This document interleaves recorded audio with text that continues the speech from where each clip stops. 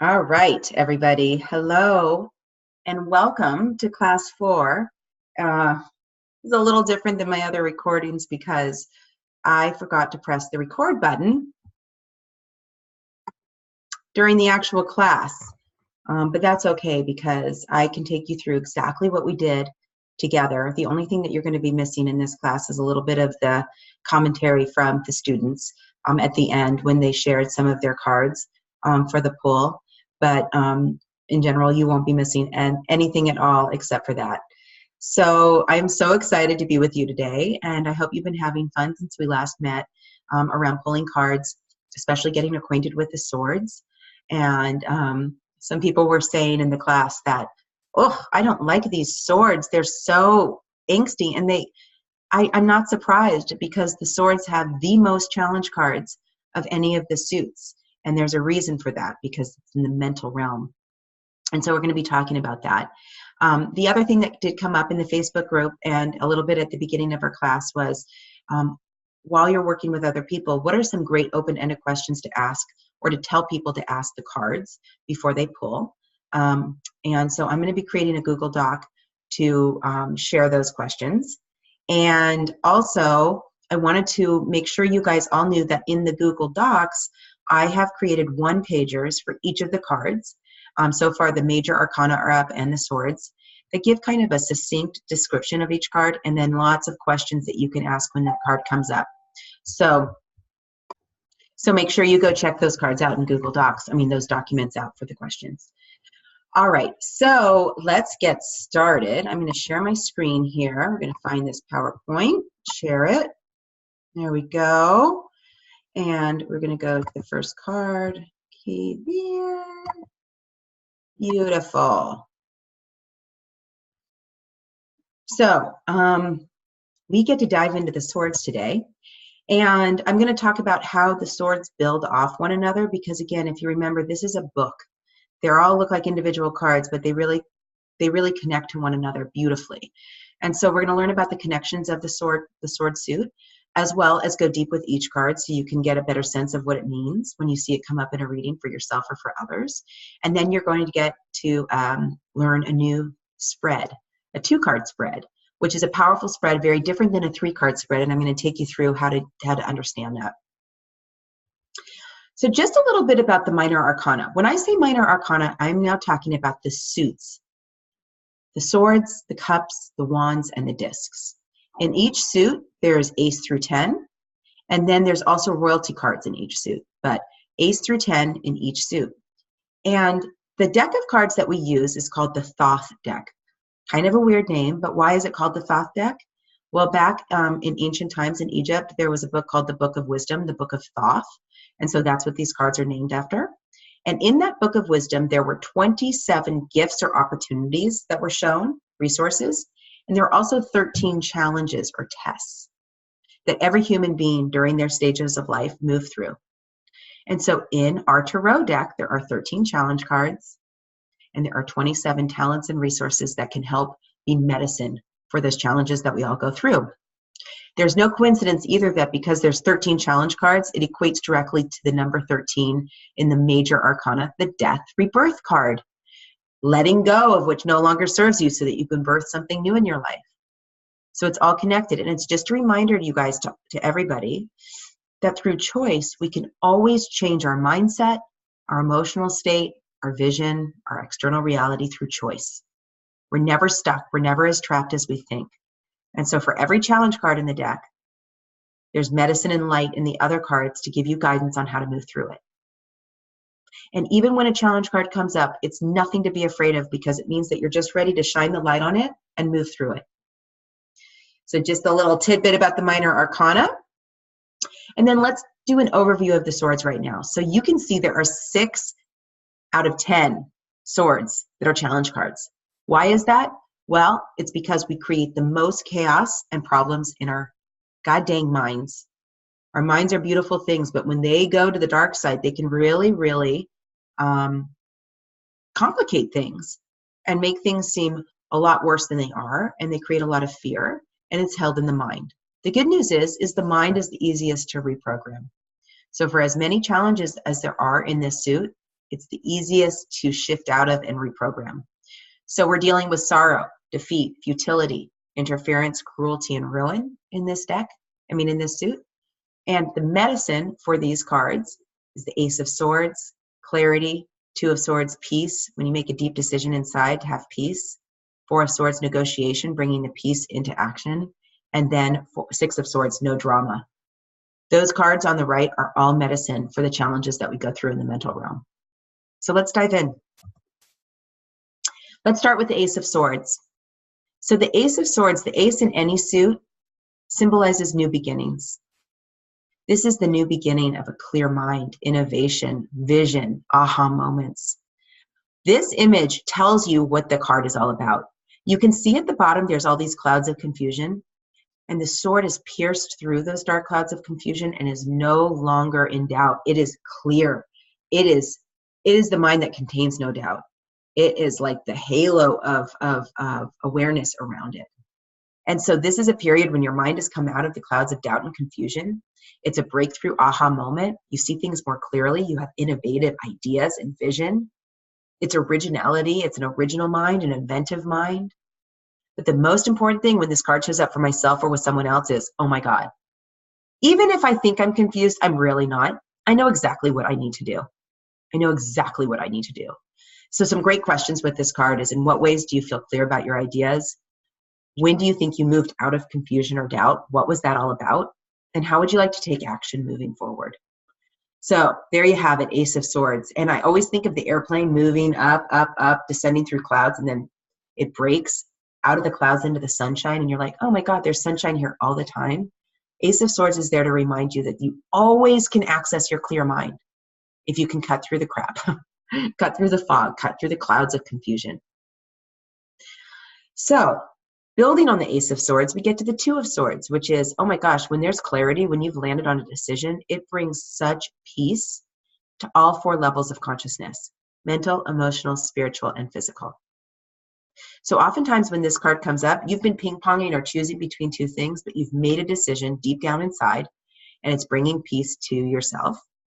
That beautiful bright light in the background. Or if you feel like you haven't absolutely decided, it's time to look at whatever decisions you need to make and not avoid them anymore. So I always ask, what did you just decide? Where do you feel peace from that decision? How do you want that peace to come out into your outer world?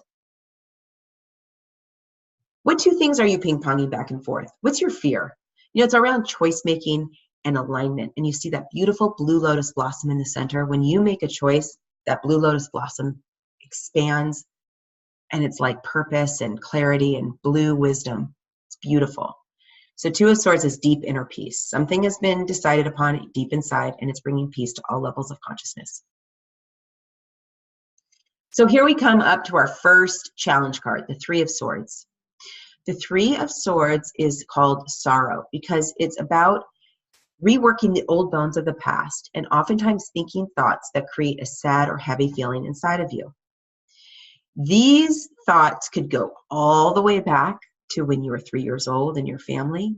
The Three Swords, mother, father, child, often represent family. It could go back 3 years ago. Something may have happened that made you feel sad, and you're continually rehashing those thoughts. In the last class, there was someone who really felt like she was too old to have a career now, and those thoughts were making her feel sad, and she pulled the Three of Swords, sorrow. So when this card comes up, it's all about, what have you been thinking lately that's making you feel sad? What is something in the past that you can move forward from now? What would happen if you let this go? Because the deal is that in the next 3 weeks or 3 months, 3 days, you will be letting go of this sadness in a big way. And it's oftentimes our thoughts of sorrow that are the most burdensome. So Three of Swords, sorrow. Medicine for Three of Swords is Four of Swords, truce. This is where we take that peace from the Two of Swords and we bring it into the world. This is the highest negotiation card in the deck. Whatever conflict you feel you're in, whatever sorrow you think you're moving through, truce is medicine because it is all about negotiating what you want and moving through conflict in a beautiful, peaceful way. So you need to step back and get perspective. But the 4 guidelines to this card to negotiate negotiate successfully in life is you need to show up fully, you need to pay attention to what's going on, you need to speak your truth, and then you need to release the outcome. So oftentimes when this card is coming up, I ask those questions either to myself, how am I showing up? How am I telling the truth? How am I releasing outcome? Or if it comes up with someone else, I ask them the same questions. Are you having to negotiate something in your work right now or in your personal life? What is that all about? What conflict do you need to move through? And how do you answer these questions? So Four of Swords, beautiful medicine to sorrow. You can negotiate any sorrow through those fourfold ways. All right, so we move now to the beautiful Five of Swords, defeat, another challenge card. But this is kind of when you let sorrow, your sorrowful thoughts not get taken care of, or they get left unwatched, they can oftentimes turn into fear of defeat.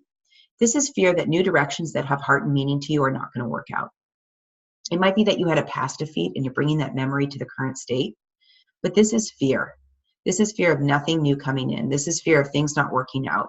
And again, you can see these blood droplets. It pierces your heart when you think these thoughts. It hurts you. The number 5 oftentimes is family. So what people in your family, or your mother or your father, had old worries of defeat, didn't want to move forward with new things because they didn't think it was going to work out. So questions to ask. What is the fear I've been thinking? Is it true? What would happen if I released it? What are some actions I can do right now to move forward that go against my fear? But this is just really inner critic, and we all have it whenever we're starting something new, especially when we care about it deeply. Our inner critic is there to talk us out of it, to keep us safe, to keep us in the unknown, to keep us in the known world. So we're all going to have these thoughts. It's just a matter of how quickly can you bring your attention towards it and untangle from it and release it. And people who have coached with me know that this is a big part of the work we do, right? So 5 of Swords, medicine for 5 of Swords, 6 of Swords, science.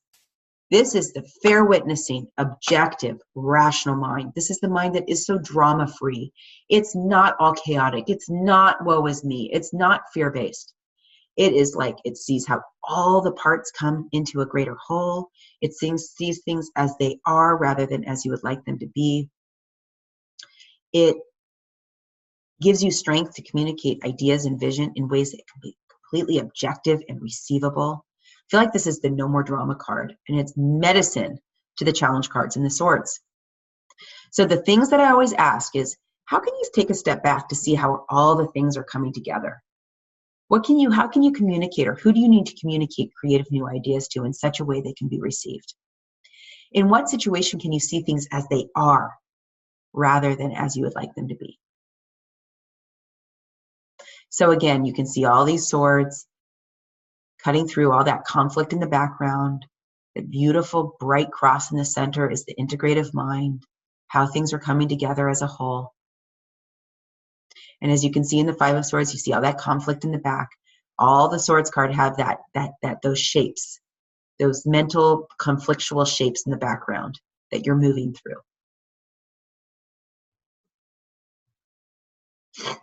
Sorry. Now we move on to 7 of Swords. So if you have not been watching your sorrow or defeat, your mind's going to go a little even more crazy with the 7 of Swords. And this is what I call futility, is the yes, but card. You guys will see in the center, there's the central dream, the moon. That's your dream, that's your vision, that's your idea, that's the thing you want to move forward with. And then all the swords around it are the ways that we can talk ourselves out of it. It's going to take too much time, too much work. I don't have enough money. What if someone's already done it before? We know when we get into those mind states, when it's really fear trying to sabotage us from taking the leap to what we care about in life. It's the yes, but tape.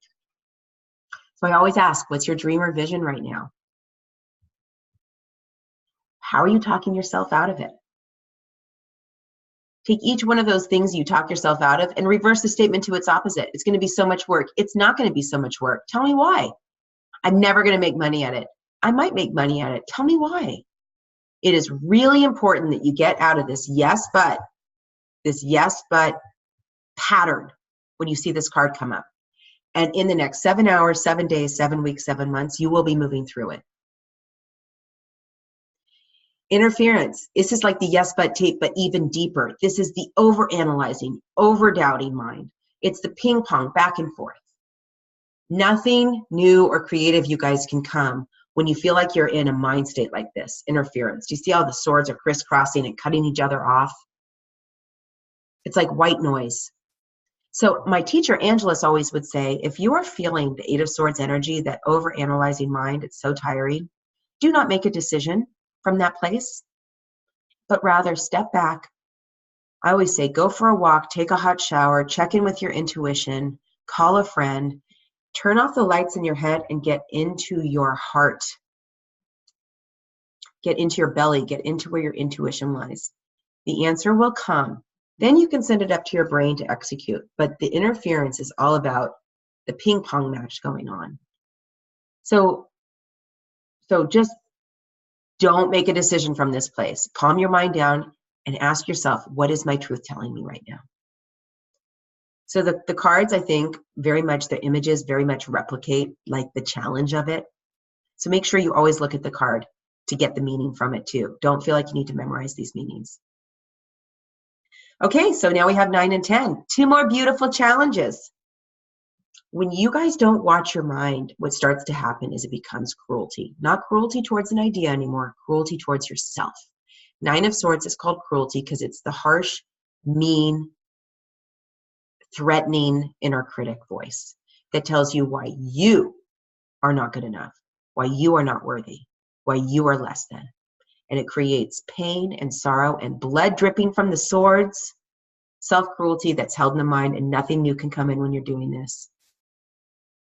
It's just a tape though. It's you're able to reprogram it. But it is a sign that you've kind of not watched the sorrow and the defeat and the futility and the interference. Now it's really piercing your personal self. What harsh messages are you beating yourself up with? These are the questions I ask. What's the toll your inner critic is taking on you? What would unfold if you got some space from that voice and let your spirit take the seat? Do you see the bright light from the background coming in? It's always there, you guys. It's always there. It's just a wake-up call when any of these cards come in to look at what needs to be not avoided anymore and moved through. 10 of Swords. It's kind of the culmination of all the challenge cards. It's ruin. It sounds so scary. But really, again, it's just a fear held in the mind that things aren't going to work out financially or with relationships. You're looking at the negative, not the positive. But in the background, there's this bright yellow soul light that wants to come in. So it's all about faith, you guys. It's all about hope. It's all about vision. It's about getting out of your pea brain and into your possibility. So you need to look at, why are you so fixated on what's not working? What action can you take? Did this pattern come up when you were 10 years old, 10 months ago, 10 years ago? When did it get sparked? And what does that bright light in the background symbolize for you? So don't you just love the way these cards build on each other and tell a story, and how the images in all the Swords cards have light somewhere in the background to remind you that it's not so dark? So just sit with that. All right. I hope these aren't showing up. Oh, jeez. All right, so now we get to pull cards. So this is a 2-card spread, and I'm going to want you guys to put all of the Swords cards back into the big pile to make one combined pile again. You're going to shuffle your cards, mix them up, get your energy on them. And the first card you're going to pull is going to be the main card. So you're going to think about one area of your life you want information on. Is it your career? Is it your finances? Is it your health? Is it your well-being? Zone in on what it is. Is it a relationship you want guidance on? When you pull your first card, you're going to ask yourself this question. What's most important for me to know right now with my health? That's the one I picked. Whatever it is, I want you to pull that first card, and I want you to flip it over, and I want you to see it. You might know what that card means. You might not know what that card means, but the image is going to give you some kind of information. Now I want you to pull a second card, and the second card is going to be the information to bring that first card to life. So if you pulled a challenge card, Second card is, what is going to help me release sorrow? Or a question for the second card is, what is going to help me bring Wheel of Fortune into my life? It's just the booster card. It's going to give you more information. Okay? So I want you to pull those 2 cards. I want you to read the full definitions. I want you to think about what the meaning is for you.